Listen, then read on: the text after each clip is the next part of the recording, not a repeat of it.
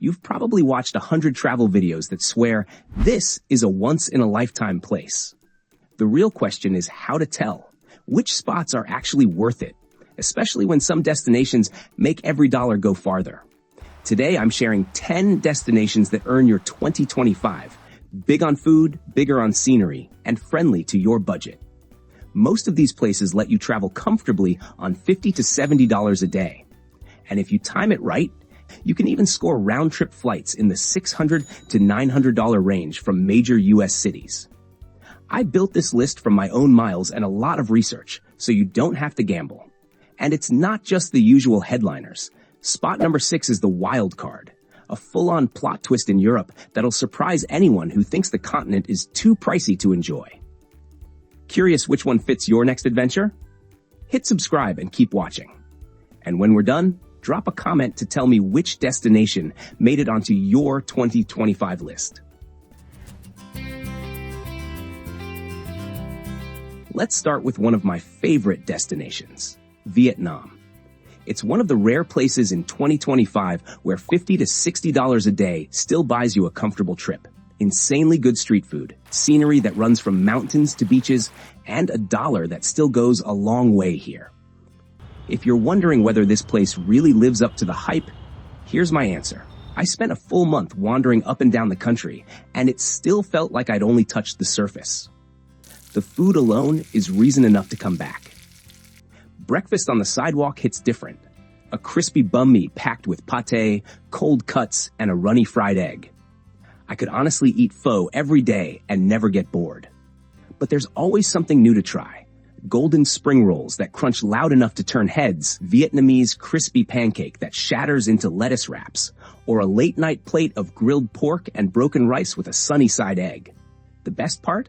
Most street meals cost around $1 to $3. Your wallet barely notices while your taste buds throw a party. And when you're ready to move beyond the food, the country opens up like a dream roadmap. Start up north in the old quarter of Hanoi, where the streets feel alive from sunrise till midnight. Don't miss the famous train street. It's part thrill ride, part neighborhood hangout, and yes, the train really does pass that close. From there, drift south to Ninh Bình, where you can paddle between limestone cliffs that look like they were painted by hand. If you crave adventure, rent a motorbike and take on the Ha Giang Loop. The road clings to the ridgelines, twisting through mountain passes where every curve opens to a new valley. Heading down to central Vietnam, I've got a move that saves you around $20 and adds a whole new layer to your trip. Skip the flight. Take the overnight train from Hanoi to Da Nang instead. You'll sleep as you travel, wake up by the coast, and roll straight into the legendary Hai Vân Pass, one of the most scenic routes in Asia. Sounds incredible already, doesn't it? If time allows, don't skip Ho Chi Minh City and the Mekong Delta.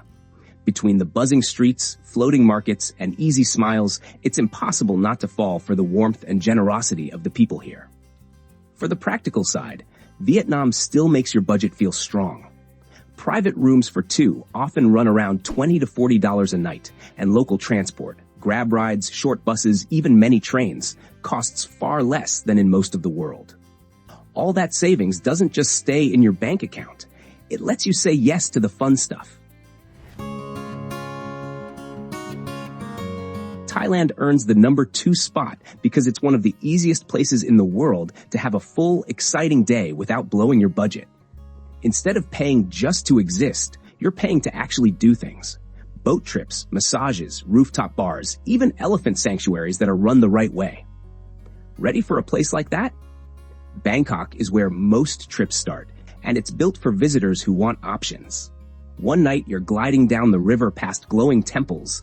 The next, you're weaving through a night market, hunting down that spicy rib stall everyone swears you have to try at least once. On other days, you might drift through futuristic malls with wild architecture, or end the night on a street like Khao San, where backpackers, bars, and neon lights keep the city buzzing long after midnight. The truth is, Bangkok is only the tip of the iceberg when it comes to Thailand, because what lies beyond might steal your heart. What makes Thailand special is how easy it is to plug into whatever kind of day you want. Down south, you can book an island-hopping tour out of Phuket or Krabi. snorkel off Koh Tao, or try rock climbing around Railay. Half the time you just ask at your hotel desk, and they sort it overnight. On slower days, you drift between foot massages, a simple street lunch, and a quiet sunset drink by the Hua Hin Beach. Animal lovers can skip the circus-style shows and visit ethical elephant sanctuaries around Chiang Mai or Phuket, where you walk beside rescue elephants instead of riding them. It's a softer, more meaningful kind of highlight, one that sticks in your mind longer than another beach selfie. And if you've ever visited one of these places, tell me in the comments how it changed the way you think about animal tourism. Behind all this, getting around is straightforward. In Bangkok, the BTS SkyTrain and MRT help you skip traffic. In Chiang Mai, Hua Hin, Phuket, and Pattaya, there's no subway system, but you won't miss it. Grab and Bolt make rides easy to book, and promo codes in the apps can shave a nice bit off each trip. If you're comfortable on two wheels, renting a scooter for a day gives you the freedom to chase beaches, viewpoints, and little roadside cafes you would have blown past in a taxi. Domestic flights are another hidden gem. AirAsia, Thai Airways, and Nok Air connect cities across the country for less than the cost of a nice dinner back home. Prices have gone up compared to a few years ago, but the value is still there. I'm not kidding. After a couple of weeks in Thailand, I was still keeping my daily spend under about $60, even with a few treat-yourself nights at a beachfront resort in Phuket, plus spa time and some meals that felt like a celebration, not a sacrifice. And here's a sweet bonus. Thailand and Vietnam are only about an hour apart by air, so you can stitch both into one trip without stressing the budget. Thinking of combining them? Drop a comment. I'd love to help map it out. Next, we're heading to Indonesia, an ASEAN giant that floored me the moment I arrived. Bali gets the headlines, but my real advice is to step beyond it, starting with Sumatra. In Bukit Lawang, you wake up in the jungle instead of traffic. Mist hangs over the treetops, the river cuts right through town, and orangutans move slowly from branch to branch above you, turning a simple walk into something unforgettable. I honestly thought Bali was the peak experience until Sumatra flipped my whole trip on day one. After that, keep it light. Lombok and the Gilis are sandy lanes and easy snorkels. Komodo gives you that Padar Ridge view where 3 blue bays fan out like a paint chart. Which one would you chase first? Jungle mist or horizon blue water? Island hopping here is part of the fun.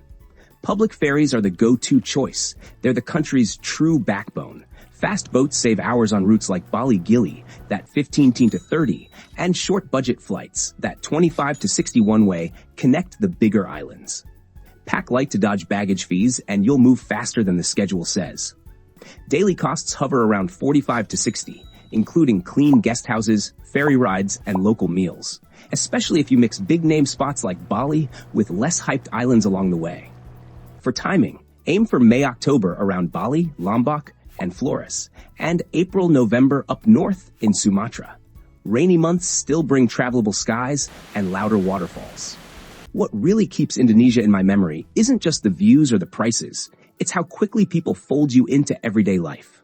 So keep your plans loose, let ferries and chance conversations shape your route, and give yourself at least one more island than you originally planned. Bali is the gateway, but that extra hop is where your real adventure begins. And if you think Vietnam, Thailand, or Indonesia already set the bar, wait for what's next. The next country has everything you need for a trip that's fun, flavorful, and shockingly affordable. Do you want a trip you don't have to worry about? Malaysia is the no-stress pick. Safe, tidy, easy to move, and full of flavor. I still remember my first hour in KL, the Petronas glow, clean trains, and that instant, I can relax here feeling. You can't skip Kuala Lumpur, the neon hub of it all. You've got the Petronas sparkle, KLCC's mirror pools, Chinatown's lanterns, then the rainbow climb at Batu Caves. Drift north and Penang slows the tempo. Shophouse lanes, street murals, a UNESCO core built for wandering.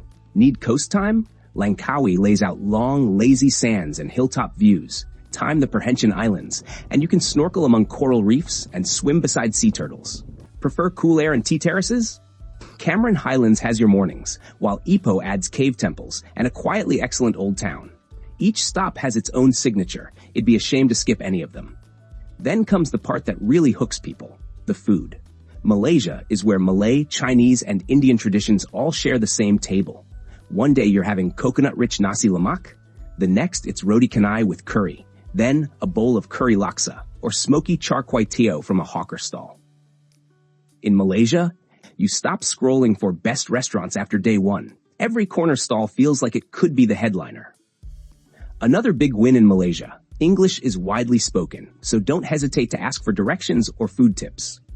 Thanks to that, I easily found the famous Chi Mang Hainanese chicken rice in Bukit Bintang, instead of wandering around hungry in the midday heat. Now for the piece that quietly makes a Malaysia trip feel almost perfectly put together. Getting around. In Kuala Lumpur, the LRT and MRT make crossing the city almost effortless. Comfortable long-distance buses link major towns. The ETS train glides up the peninsula, and when you need to reach islands or cover distance fast, short domestic flights step in without wrecking your schedule. The West Coast, that KL Penang Langkawi, shines in November-March. The Perhentians and the East Coast hit their stride April to October. Pick your side, and you'll chase blue skies, not rain clouds. Flying from the US, round trips often land in the $600 and $900 range, if you're flexible with dates and airports. Money check, short and sweet. Clean doubles typically land in the mid-30s to $50 per night. Hawker center plates cost only a few dollars, and ferries or short rides are true pocket change territory. The best part is that the prices don't push you into harsh budgeting. Here, your spending feels like part of the experience, not something you have to apologize for later. Say goodbye to Southeast Asia. Now we're flying to an island at India's southern tip, Sri Lanka. I haven't stepped foot there yet, but the research alone knocked me sideways, and I'm excited to share why this place is a budget traveler's daydream. First comes Tea Country by rail. The Kandy to Ella train isn't just transport, it's the show. Open windows, doors rolled back, and carriage after carriage drifting past bright green terraces and old stone bridges. Plan 2 to 3 days in Ella for ridge walks and waterfall mornings, guest houses close to the station, and train tickets that usually sit around $2 to $5 depending on class. You get that slow travel feeling without paying slow travel prices. Then, coast time in the south. Marissa or Unawatuna bring warm water, palm-curved bays, and sunset boats. A couple of nights here is enough to reset your brain. Mornings on the sand, lunch at a little beach shack, and cheap tuk-tuks stitching the towns together.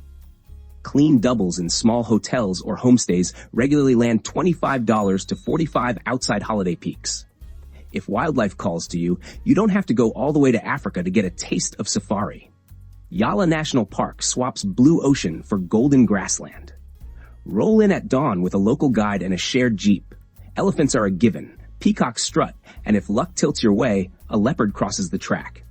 Expect roughly 20 to 40 per person on a shared safari once permits and vehicles are split. Wild value, right? Because the island is compact, the whole itinerary feels efficient in the best way. You're not spending endless days in transit.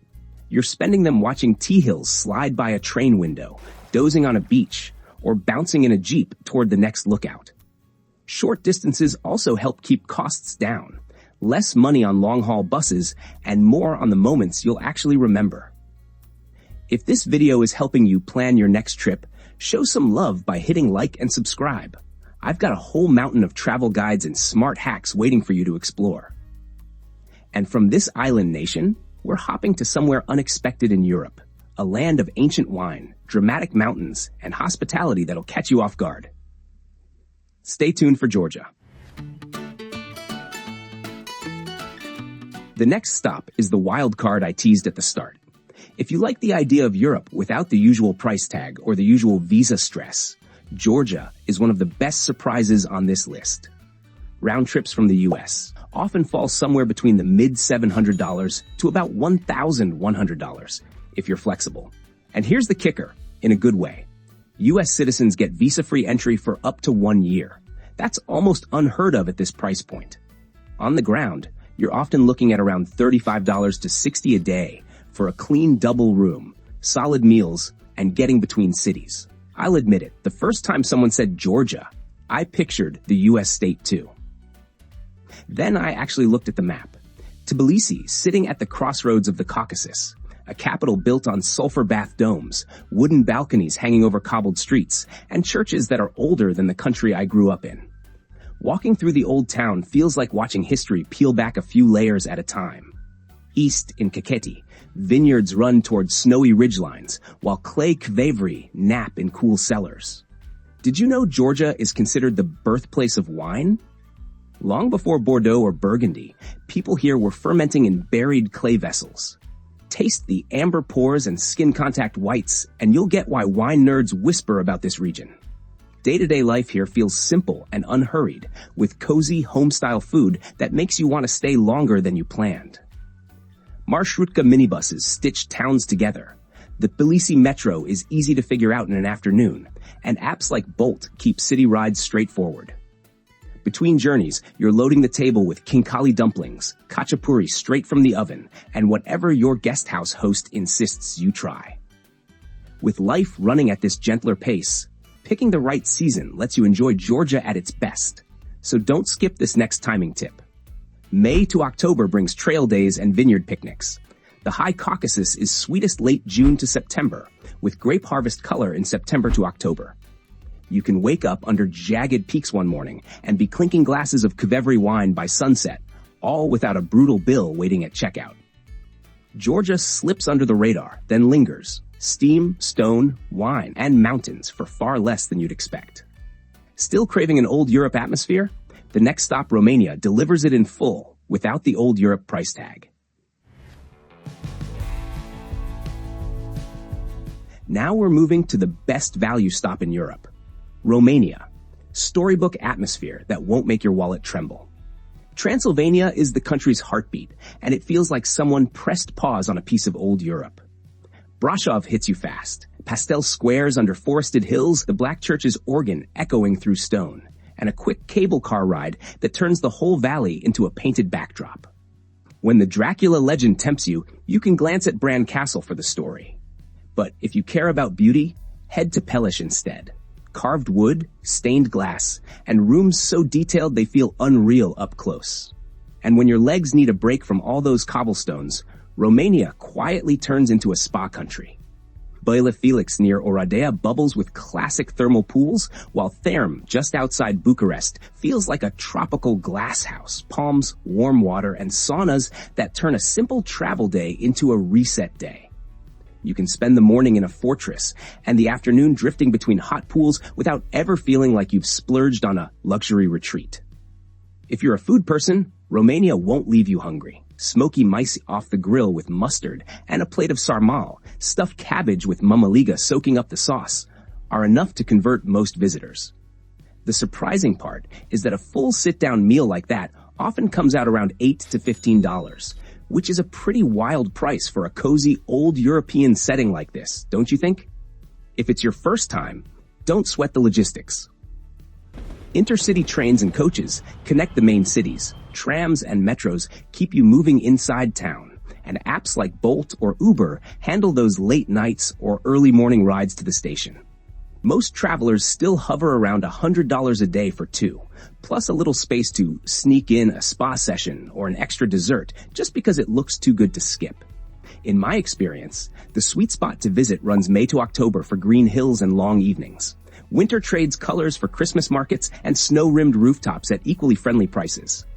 If old Europe mood at new traveler prices sounds like your lane, Romania delivers. Cobbles, castles, hot springs, and simple moves that keep stress low. From here, we hop to Colombia. Andean views, Caribbean coves, and coffee country that stretch a budget further than you'd expect. It's often underestimated thanks to safety headlines. But pick the right places at the right times, you'll find a country that's warm, colorful, and surprisingly easy on the budget. Welcome to Colombia. If you fly in, make room for the Caribbean coast, where Cartagena wraps you in gold light and tropical air the moment you step through the old city walls. Bougainvillea spills over balconies, music drifts from every plaza, and sunset turns the stone ramparts into a stage. It's popular for a reason. Give it 2 days and it'll win you over without trying. Then comes the Andes, where the coffee triangle resets everything. Around Salento and the Cocora Valley, wax palms lance the clouds and fincas pour cups so fresh they redraw your idea of good coffee. Guest houses commonly run 30 to 50 with breakfast. Simple, warm, and exactly what a hiking day needs. For first-timers, safety is mostly about smart choices. Base yourself in El Poblado or Laureles if you're flying into Medellin. Use ATMs inside malls or banks, and book reputable guides for places like Comuna 13 or national parks. Keep lat nights short in unfamiliar neighborhoods and trust your instincts. If any of that made you nervous, that's normal. The point is, with a few smart choices, Colombia starts to feel surprisingly straightforward. Once that's settled, let's talk about food and getting around, because this is where the prices start to surprise you. When you eat, start with Menú del Día, soup, a hearty main, and fresh juice for about $5. From my experience, Uber and Didi are the best way to move around Colombia. Check which app is offering more discounts that day and book from there. Airport transfers usually run about 8 to 15, depending on the city. Between cities, buses wind through stunning Andean valleys for 15 to 25. Need to jump farther? Domestic flights on Avianca, LATAM, or similar often price $20 to $60 one way if you book early and pack light to dodge baggage fees. Weather windows? The Caribbean coast shines from December to March. The Andes work year-round, with heavier rain pockets in April to May and October to November. Aim outside those and you'll stack more blue sky days for your pesos and more time for that second cup on a finca porch. Ready to slide north for tacos, cenotes, and an art-soaked megacity? Mexico is up next. A lot of people assume Mexico is only for big spenders. It isn't. Prices do swing by coast versus interior and around holidays, but with a few smart choices, it stays wonderfully approachable. For travelers coming from the U.S., it's one of the easiest deep culture trips you can take. Short flights, familiar airports, and a country you can shape around cities, food, or coast. Round-trip fares from many U.S. cities often land somewhere in the $300 to $700 range if you're flexible with dates and airports, which is wild for how different it feels once you land. You can't skip Mexico City. This is where the cultural depth really hits. Street corners perfumed by tacos al pastor, museums for days, and neighborhoods like Roma and Condesa, where leafy blocks layer cafes, galleries, and late-afternoon churros. The metro and Metrobus cover crosstown moves. Rideshares keep nights easy. Stay central, and most days are built on simple moves. Walk, eat, sit in a plaza, repeat. When you want slower days, Oaxaca resets the tempo. Markets breathe chile and chocolate, mole arrives in shades you didn't know existed, and a single tlayuda can carry you till evening. Small guest houses near the historic center feel personal without testing your card. And day trips, Hierve el Agua, weavers, villages. Fan out like spokes so you can add or subtract without stress. For warm water and that cenote blue glow, head to the Yucatan. This is where costs vary the most. Cancun Hotel Zone and parts of Tulum spike in winter weeks, while Mérida, Valladolid, Puerto Morelos, and Bacalar keep both vibe and bill calmer. String a few cenotes into one day, and you'll see why people come back. Cool, glassy pools under jungle shade, beach sunsets for free. Money talk. Quick and honest.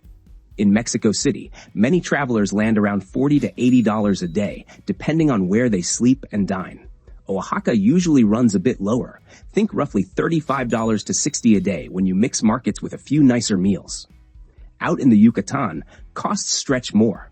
Calmer towns like Mérida or Valladolid feel closer to normal Mexico prices, while beachfront Tulum weeks can climb fast if you're not watching the extras.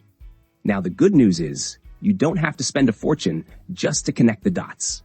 Long hops are comfy on Edo buses. Colectivos are cheap for short links. A one-way domestic flight can beat a full day on the road. If Himalayas sounds like a once-in-a-lifetime bank-breaking dream, Nepal is the country that proves you wrong. Think mountain paths, tea house nights, and views that shut everyone up mid-sentence. Here, big mountain dreams are something you can actually walk into on a very modest budget. Starting near Pokhara, the Annapurna side lets you shape the trek to your legs. A quick Poon Hill sunrise, or a longer slice of the Annapurna circuit strung through villages where dinner tastes like it came from a neighbor's stove. Up north, Langtang feels wilder but welcoming. glacier valleys opening step by step, and prayer flags ticking in the wind. And if you've got the time and steady lungs, I recommend Everest Base Camp. No technical climbing, just patience, layers, a sensible pace, and a finale that earns every sunrise photo you'll take. The part that surprises most people is how reachable it all is. In trekking regions, a basic tea house room often costs about the same as a sandwich back home. Hot plates, dal bhat, steaming momos, simple noodle soups carry you for hours, and most trekkers manage around $25 to $45 per day on the trail, with both lodging and meals covered. A bit more with a guide or porter. Permits are straightforward, TIMS plus the relevant park fee, and easy to sort out in Kathmandu or Pokhara before you head up. Want the trip to run smoothly? Get friendly with tourist buses and shared jeeps from the cities to trailheads, and remember many villages are cash only. Short domestic flights, say Kathmandu-Lukla, can save days, but pad one buffer day on each end for weather. As for seasons, October to November and March to April are the sweet spots for clear skies and firm trails. The rhythm is the reward. Walk, eat, tea steam rises, mountains shift from blue to gold, repeat. Back by the lake in Pokhara, it hits you. This version of rich has nothing to do with what's in your wallet, and everything to do with the peaks you just spent days walking toward. Pricey or cheap is always relative. It depends on your income, comfort level, and travel style. Truth is, you can visit almost anywhere on a sane budget if you're intentional. And you can also splurge your way into an expensive trip if that's your thing. My hope is this video gave you a clearer starting point. Tell me in the comments, which destination grabbed you most and is now calling your name? I want to see if our travel tastes line up. Curious about finding flight deals? Like and subscribe. I've got a step-by-step video that walks you through it. Thanks for hanging out today. See you in the next one, and happy travels.